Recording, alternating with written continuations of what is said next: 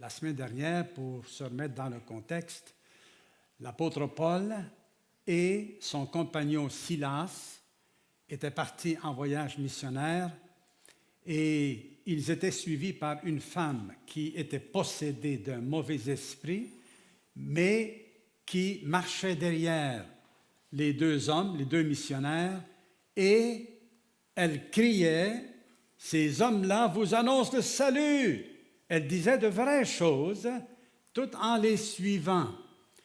Et Paul était patient, mais à un moment donné, il a été agacé, il en avait assez, il se tourne vers la jeune femme esclave et il ordonne au mauvais esprit de quitter cette femme. Et les mauvais esprits, vous savez, qu'on y croit pas, ils sont là, ce sont d'anciens anges qui sont devenus des rebelles, qui sont devenus méchants, qui sont devenus des associés de leur chef, l'adversaire suprême, Satan, et qui viennent frapper à la porte de certaines personnes et quand on leur ouvre la porte, ces mauvais esprits, ces démons vont entrer dans ces personnes-là et ils vont gérer une bonne partie de leur comportement. Mais ces mauvais esprits, attention, ils connaissent qui est Jésus. Ils savent qui il est et ils ont peur de lui. Ils savent que leurs jours sont comptés et que le jour où est-ce que tous les mauvais esprits avec Satan et tous leurs chefs qui seront jetés en enfer, la prison éternelle permanente, eh bien, ce jour-là s'en vient.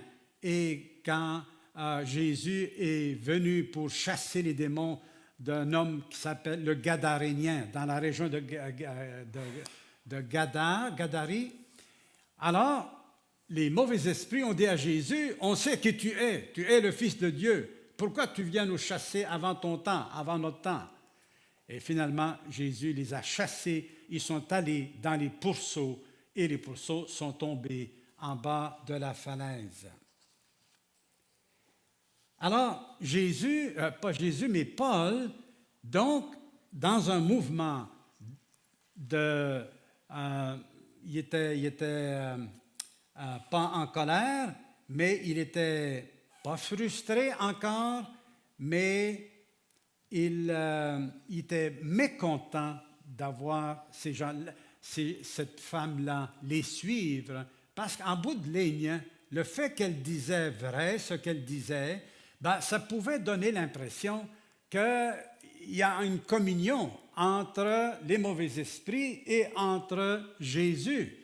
Et comme plus tard dira celui qui a écrit l'épître, non, c'est Paul, il dit « Qu'y a-t-il de commun entre Christ et Bélial ?» qui est un autre nom pour donner à Satan. Est-ce qu'il y a un lien entre les deux? Non, ils sont des ennemis jurés pour toujours et il n'y en a pas. Et donc, il ne fallait pas même donner l'apparence qu'il y a une sorte de collusion entre les mauvais esprits et entre l'Esprit de Dieu. Alors, Paul ordonne et il est parti.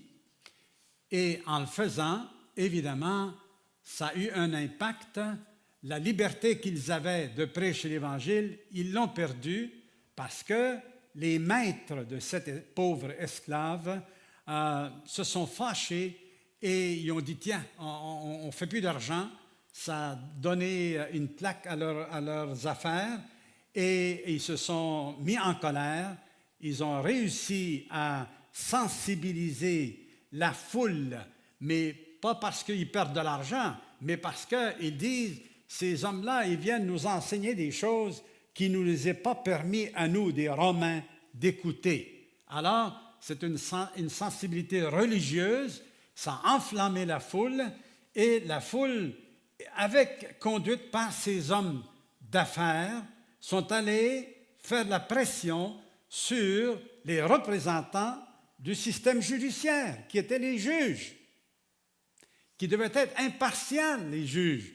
Mais là, sur la pression populaire et les hommes d'affaires en arrière, alors, sans faire de procès, ils ordonnent qu'on batte les deux hommes et qu'on les jette en prison en attachant leurs pieds et attachant leurs mains et pour les punir.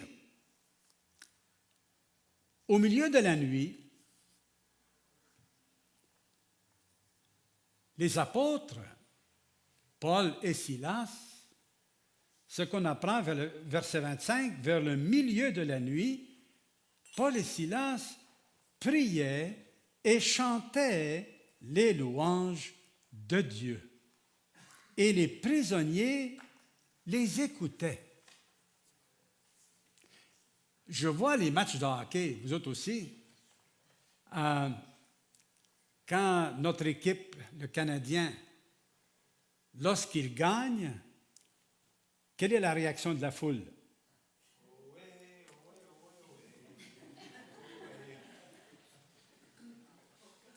Ils chantent. Parce qu'on a gagné. Hein? Vrai? Puis l'autre équipe a fait quoi? Ils chantent aussi?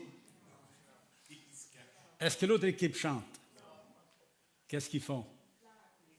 Ils pleurent. Ils pleurent, oui. Ils sont tristes. Ils ont été défaits. Et souvent, la caméra va les montrer en train de regarder les gagnants se réjouir, en pensant que ça devrait être nous autres. Ici, à vue humaine, les mauvais esprits ont gagné, l'homme a gagné. Ils ont réussi à faire taire les hommes en public de telle manière que l'Évangile, la bonne nouvelle de Jésus, n'a pas été annoncée pendant ce temps-là. Ils sont en prison. Donc, l'objectif de l'adversaire est de faire taire la voix de Dieu. Et la même chose aujourd'hui, les hommes veulent faire taire la voix de Dieu sur la place publique. Vrai ou faux?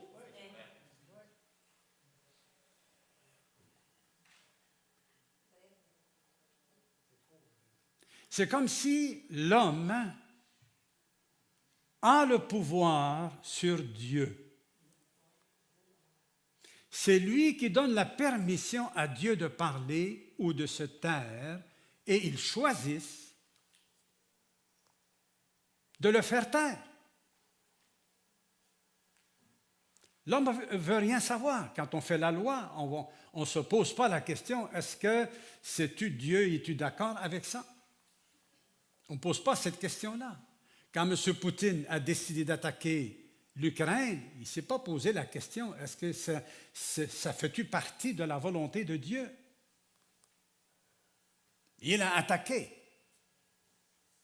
La même chose pour le Hamas avec les Juifs ou avec n'importe quelle guerre. Les hommes se foutent, n'est-ce pas? Excusez l'expression un peu radicale, mais et ils pensent échapper au jugement de Dieu. Ils ne réalisent pas qu'ils vont mourir. Ils vont mourir comme n'importe quel homme. Et après la mort vient le jugement. On peut dire, faire tout ce qu'on veut. Après la mort vient le jugement. C'est une déclaration des Saintes Écritures de Dieu lui-même. Chaque être humain rendra compte à Dieu pour lui-même. Il n'y aura pas d'avocat à côté de lui. Le croyant en Jésus-Christ aura Jésus comme avocat de défense. L'accusateur Satan Il accuse, lui, les croyants en Dieu et en son Fils Jésus-Christ. Jésus, qui aura pris le dossier de ceux qui se sont confiés à lui, il les défend devant Dieu. Il intercède pour eux devant la face de Dieu. Mais celui qui aura rejeté le Christ, il n'aura pas d'avocat, il aura à se défendre lui-même. Et qu'est-ce qu'il va dire à Dieu quand Dieu lui dit « Tu es un menteur, tu as été hypocrite, tu as eu des mauvaises pensées, et puis tu mérites la mort ». Il va dire quoi pour se justifier? Il est écrit que tous les êtres humains sont déjà déclarés coupables par Dieu.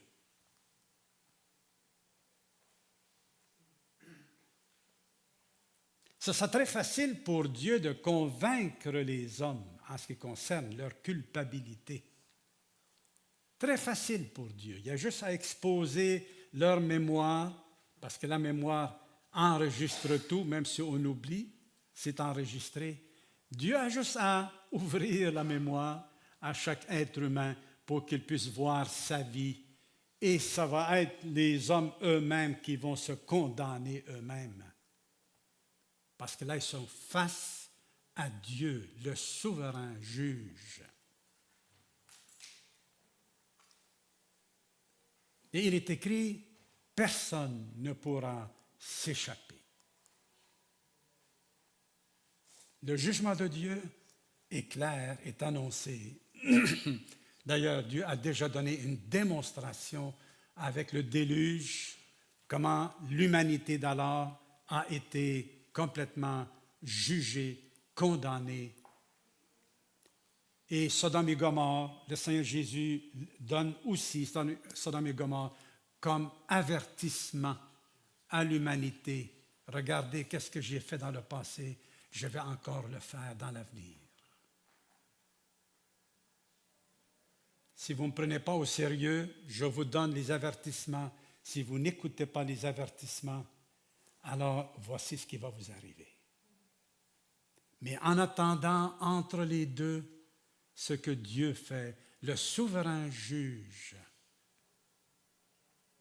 par un mouvement, par l'amour qui nous dépasse, il envoie son propre Fils. Et le Fils prend sur lui la culpabilité de l'humanité. Ils font une entente, le Père et le Fils, ensemble.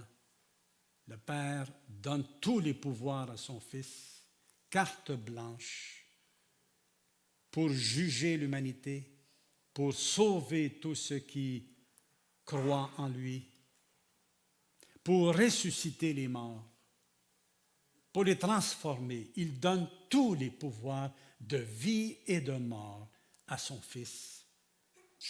Et il n'a pas peur que le Fils fasse une seule erreur. C'est pas magnifique? Il a confiance en lui. Si le Père a confiance en son Fils, comment nous, on peut être incrédule, manquer de confiance à son Fils et de ne pas traiter son Fils comme le Père le traite? D'honorer le Fils comme on honore le Père. C'est ça que Jésus a dit. Alors, les apôtres sont dans la prison, sont enchaînés et ils chantent les louanges de Dieu. Ils chantent comme des conquérants. Pour eux, la victoire est remportée. Physiquement, ils sont dans la prison, mais dans leur âme, ils sont libres. Ils sont libres et ils sont soumis, ils ont confiance en Dieu. Le Seigneur Jésus leur a dit, allez prêcher et puis ne vous occupez pas du reste. Ils sont prêts à vivre et à mourir pour leur sauveur. Alors ça ne les dérange pas d'aller en prison. Absolument pas. Qu'est-ce qu'ils ont fait en prison? Ils ont prêché l'Évangile. À qui? aux prisonniers. On les a fait taire à l'extérieur, mais pas à l'intérieur de la prison. Les autres aussi, c'est des pécheurs que le Seigneur veut sauver là. Un jour, j'étais à la prison de Port-Cartier et je prêchais. Les prisonniers, c'est tous des criminels qui sont là, tous des meurtriers qui sont dans cette prison-là. Ils ont tous tué au moins une ou deux fois, si ce n'est plus, et ils sont là à vie.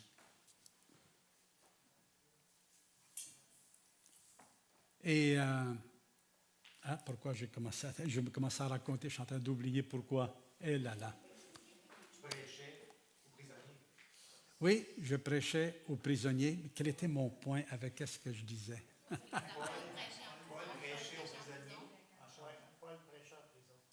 Oui, il prêchait en prison et moi j'étais là et puis je prêchais aussi aux prisonniers. Et à un moment donné, pendant que je parlais, est entré 4 autres prisonniers. Mon ami, des muscles là, comme ça, c'est bâti là. Ça, ils m'ont fait peur. C'était peurant de voir ces gars-là. Ils entrent et ils sont assis. Et c'était les premières années de cette prison-là. Et il y avait l'aumônier de l'ancienne prison dans la région de Montréal, qui était là avec nous. Et quand il les a vus, lui, il les connaissait. C'était les maîtres de la prison. Okay? Et tous les prisonniers qui étaient assis, on avait fait une belle salle, là, les belles tables, ils ont travaillé fort. Ce sont les prisonniers qui ont tout fait ça. Et moi, j'ai senti un esprit là, balayer toute la salle et tous les prisonniers ils ont eu peur parce que ces gars-là, c'est eux qui font la loi et une mutinerie. Et ce genre de prison-là, à Port-Cartier, il y a eu 7 mutineries en 8 ans. Ils ont tué un gardien de prison, ils l'ont obligé, je ne vous dirai pas quoi, c'est pas ce que vous pensez, c'est plus... Et j'ai eu peur et j'ai failli être intimidé. Je l'ai été intimidé. Hey, mon ami, c'est intimidant de voir ça, là. J'ai failli arrêter de parler. Ah oui, j'ai failli arrêter de parler. Oui, Daniel, oui, ça m'arrive.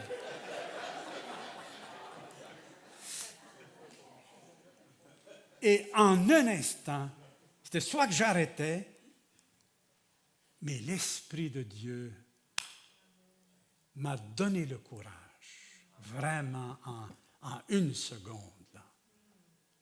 Et j'ai continué, et ce que je prêchais, c'était dans Apocalypse chapitre 20, mais pour les menteurs, pour les voleurs, pour les meurtriers, leur part sera dans l'étang de feu et de soufre. Oups! C'est la parole de Dieu, vrai? On n'est pas là pour flatter, on n'est pas là pour juste que les gens disent du bien de nous, juste que les gens disent du bien de Dieu. Dieu veut convaincre les hommes. Il veut vous convaincre, mes amis. Il veut vous convaincre que vous êtes un pécheur. C'est lui qui vous déclare un pécheur, là. C'est lui qui vous déclare, je le répète, là. C'est lui qui nous déclare, tous ont péché. C'est Dieu qui le déclare. Il est l'accusateur, le procureur général. Mais dans ma petite histoire, une fois qu'on a terminé, là, il y a un prisonnier qui est venu, un juif, qui vient, il me dit, Michel, il dit, tu ne sais pas qui est là? autour de toi, ce sont tous des meurtriers. Et tu t'en vas parler comme ça? Je lui dis, eh bien oui. Mais ce que Dieu dit, c'est qu'il n'y a pas que juste les prisonniers dans la prison qui sont des hors-la-loi par rapport à Dieu. Mais ceux qui sont dehors, Dieu dit que ce sont des hors-la-loi également. Et le jugement sera aussi sévère envers ceux qui ne sont pas dans la prison que ceux qui sont dans la prison. Et que Jésus est mort pour les deux groupes. Et il dit, ah, OK.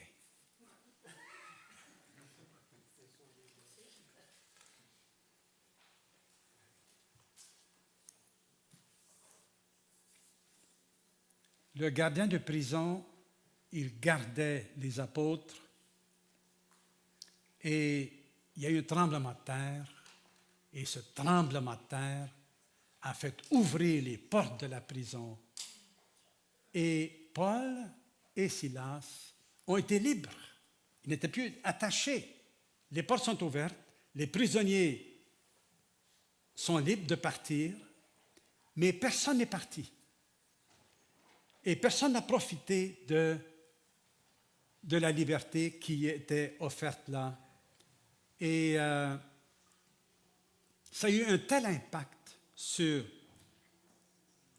le gardien de la prison, un tel impact que cet homme-là est venu se jeter devant les apôtres à leurs pieds pour leur dire,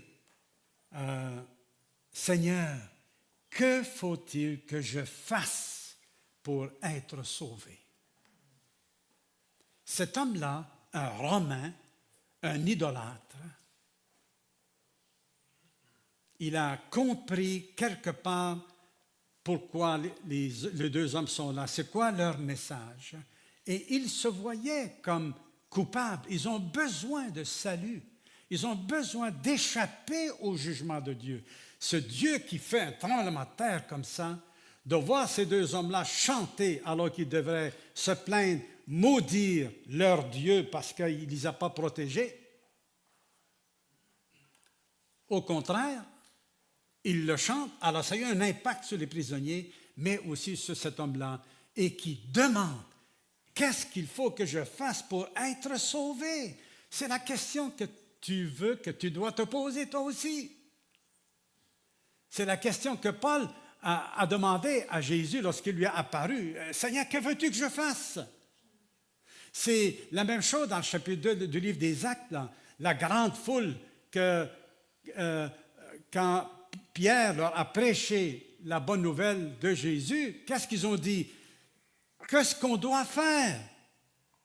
Et il leur dit, repentez-vous et que chacun de vous soit baptisé pour le nom de Jésus-Christ et vous recevrez le pardon de vos péchés et le don gratuit du Saint-Esprit.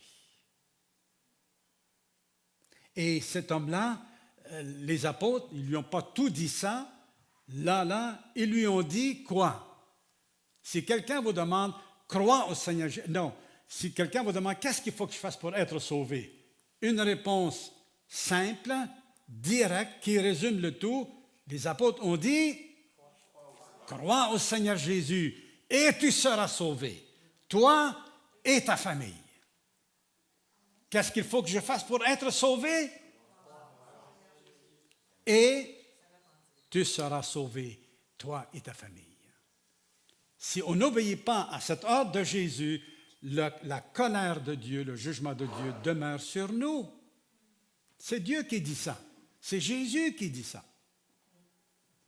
Mais celui qui croit, alors il recevra le pardon de ses péchés, il recevra l'Esprit de Dieu en lui et il devient un enfant de Dieu. Il ne vient pas en jugement, mais il est passé de la mort à la vie. Et cet homme-là, avec toute sa famille, a été baptisé cette nuit-là. Et toute sa famille a cru dans le Seigneur Jésus et ont reçu le salut de Dieu. Amen. Prions ensemble, s'il vous plaît. Oui, Seigneur Jésus, merci pour cette belle histoire.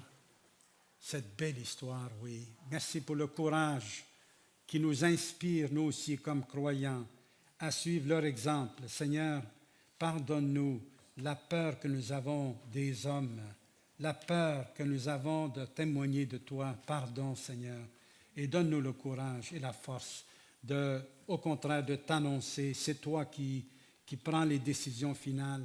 Alors, tout ce que tu nous demandes, c'est de parler de toi et de montrer qui tu es par notre conduite, notre comportement.